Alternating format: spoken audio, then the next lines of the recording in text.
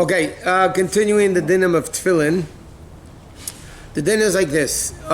When you take off your tefillin, you're supposed to do it standing. Number one, you take off your tefillin standing, and you take off the tefillin the opposite way of what you did putting it on. In other words, you undo the fingers, and then you take off the tefillin of the head with your left hand. Why with the left hand? Because it's the weaker hand. We want to show that we're not excited about taking off the tefillin. The truth of the matter is, according to halacha, a person really should wear tefillin a whole day. From sunrise to sundown, they should wear tefillin the entire day.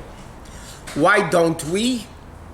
So halacha says because it's very difficult to behave properly while you're wearing tefillin. For instance, while you're wearing tefillin, you're not allowed to pass gas, you're not allowed to burp, you're not allowed to do things that are disrespectful to the tefillin. In addition to that, you have to make sure that you're concentrating and thinking about the tefillin. So because of that, nowadays, by the way, it's interesting, in the Alter Rebbe's time, the Alter Rebbe wore tefillin a whole day. The Tzemach Tzedek was the first Rebbe not to wear tefillin a whole day. So nowadays, very few people, but it's not encouraged. In Eretz Yisrael, I know there's a lot of yeshivas that the kids wear tefillin a whole day. But it's really not encouraged nowadays for people to wear tefillin an entire day, which brings up another interesting point. We know kids from the youngest of ages wear tzitzis. Kids from the youngest of ages bench lulav and esrig, and they do all the educational things for the mitzvahs. Yet we don't find tefillin that kids put on tefillin. Why don't we find that kids put on tefillin? And in fact, it's the same thing, at least in Ashkenazi communities. Women are allowed to do mitzvahs that they're not obligated in, and they can even make a bracha. For instance, if you look in Shulchan Aruch, according to many opinions, a woman could wear tzitzis and make a bracha on the tzitzis. The Sfardim hold like the Rambam that they can't make a bracha on a mitzvah they're not obligated to do, because like we learned previous times, how can you make a bracha with tzivanu? We were commanded, they're not commanded. So the Ashkenazic poskim, I'm talking about all the way back in the days of Rashi, Taisus, Rashba, Rosh, and all that, all the Ashkenazic poskim hold women could make a bracha on a mitzvah they're not obligated to do.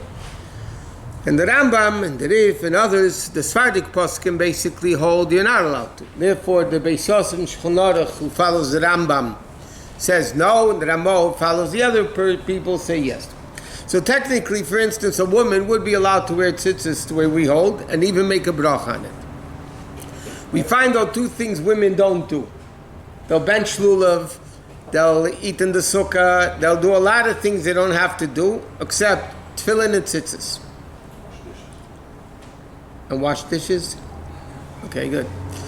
Now, they won't put on tzitzis and they won't wear tefillin. So there's two different reasons why not this and why not this. But let's first start with tefillin. Because tefillin are so holy, if you're not obligated in the tefillin, halacha says you're not supposed to wear them. Because it's very difficult to behave properly while you're wearing tefillin. So therefore, adults over bar mitzvah, like we say, have no choice. They have to wear tefillin. So therefore, we put it on during davening. During davening, hopefully you can behave properly. But those people that are not obligated in tefillin, like even kids, you don't find a 10-year-old kid, 11-year-old kid putting on tefillin. By the Moroccans, some 11-year-old kids put on tefillin. But otherwise, you don't find kids putting on tefillin. Why not? Because if you're not obligated in it, you shouldn't be doing it. A kid, our custom is 2 or 3 months. The Ramah, in fact, says even that they shouldn't do. According to the Ramah, a kid should not put on tefillin until the bar mitzvah day. Our custom is 2 months before the children, because they have to get used to the idea of wearing tefillin. So the first month we do it without a bracha. The second month, closer to the bar mitzvah, they do it with the bracha. But otherwise, you don't wear tefillin because you're not obligated to do it. How about lady from Seven Torah? I see some communities, they encourage the kids to do it at the early age. Not under bar mitzvah. Again, the only ones that would do that, isn't that not working? The only ones that would do it, some of the Moroccans do it. And I only know this because I heard it from the Moroccans, that they told me from 11-year-olds, they were already, the Yemenite do that. But traditionally, to my knowledge, in the world at large, it's not accepted. I'm talking about religious circles. So therefore, women don't wear tefillin because you're not obligated in it, therefore you're not supposed to wear it. Why don't women wear tzitzis? One second. Why don't women wear tzitzis? So again, it's a similar reason. We learned when we were learning Hilchos Tzitzis, we learned that the truth is men are not obligated to buy a four-cornered garment and wear tzitzis. Technically, if you don't want to wear a four-cornered garment, you don't need to wear tzitzis. If you have a four-cornered garment, you have to put tzitzis on the garment. It's like if you want to eat meat, you have to do shchita, which is a mitzvah. But if you don't want to eat meat, there's no mitzvah. You have to go slaughter an animal and do the mitzvah of shchita or any of those other things. You don't want to. You have a mitzvah of mezuzah. That's only if I have a house, I have to put up a mezuzah. If I want to live in the street, I have no obligation to buy a house or a room to be able to put up a mezuzah. There are mitzvahs he must do, and there are mitzvahs. If something happens, then you have to do the mitzvah. By tzitzis, the mitzvah is, if you have a four-cornered garment, then you need to put on tzitzis. So the truth of the matter is, men are not obligated actively to wear tzitzis. Shulchan Aruch, it says, you have to and you should and you must, but not as far as the mitzvah goes. So therefore, Shulchan Aruch says like this, that if women are going to wear tzitzis, so it's like this, if women do a mitzvah men have to do, like lulav, and they want to do it, then they could do it. But a mitzvah of tzitzis, that men are also not obligated to do. If a woman does it, it's what's called machzei kiyahira. It looks like a big shot. It's like you're bragging, and therefore it's not to be done. Because of that, Poskim write another interesting thing.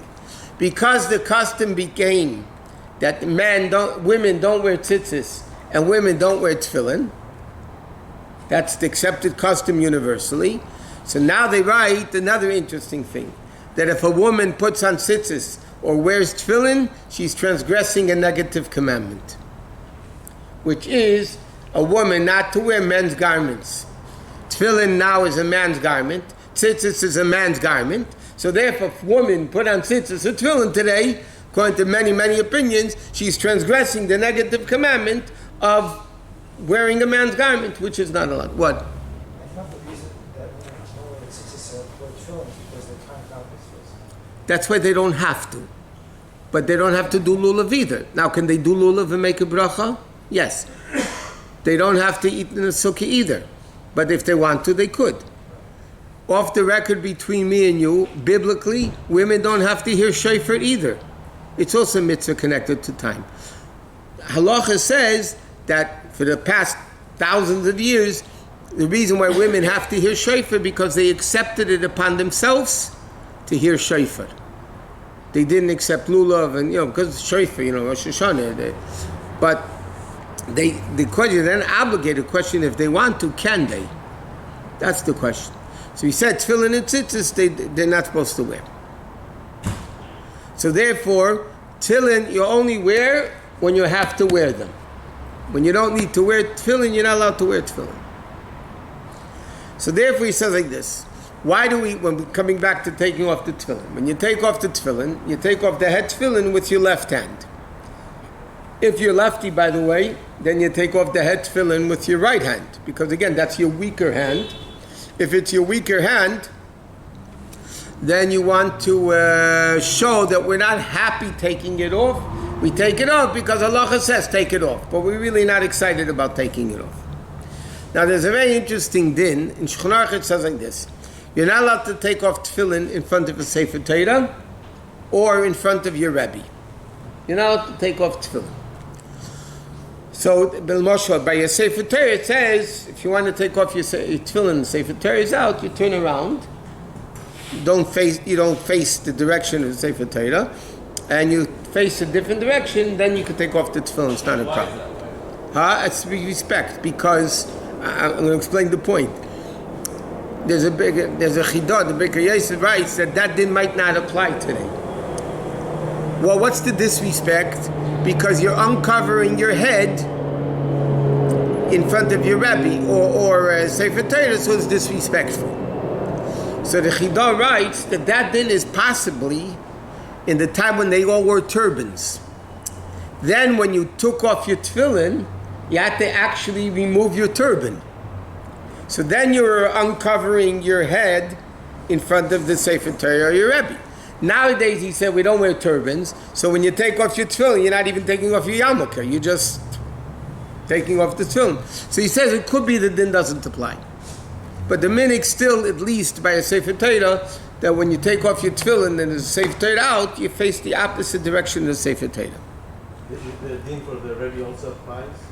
Officially it applies, but again, a lot of people are lenient in this because, again, you don't uncover your head, you just take off the tefillin. Okay, another din is, a very important din, you're not allowed to take off the hand tefillin before the head tefillin.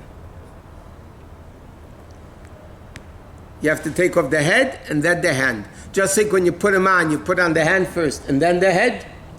So you have to take off the head first and then the head, then the hand. Why? So Halachos says, because it says like this in the pasuk, Ukshartam la'isa yodecha, time for a sign on your hand, v'ayu l'teitafais, plural, beinenecha. It should be a sign, but the word is plural, between your eyes. So the Gemara says, when you're wearing the head tefillin, the hand tefillin should also be on, because then you have the double sign. But if you're going to take off the hand tefillin first, then you're only wearing the head tefillin, so then you don't have the double sign of teitafais, plural, you only have the single sign. But that's if you're wearing both tefillin, like we learned the other day, if you don't have a hand, God forbid, or whatever it is. Okay. Now another thing is the Chachamim, when they would take off the tefillin, and for that matter putting it on, the minhag of, what did it say, minhag Chachamim, minhag Chachamim, they would kiss the tefillin, and they take it out of the bags to put on, they would kiss it, and then when they take it off and they put it back into the box, they kiss it. That's just to show that we love the mitzvah, and they're holy objects, and it's out of respect and showing love that we have, that we love the tefillin. Okay, last thing for today is when you put the tefillin away in the bag, so remember we learned you have to take out the hand tefillin first, you shouldn't pass over mitzvahs. So therefore when you put them back into the bag, you have to make sure that you know where the hand tefillin is and the head tefillin.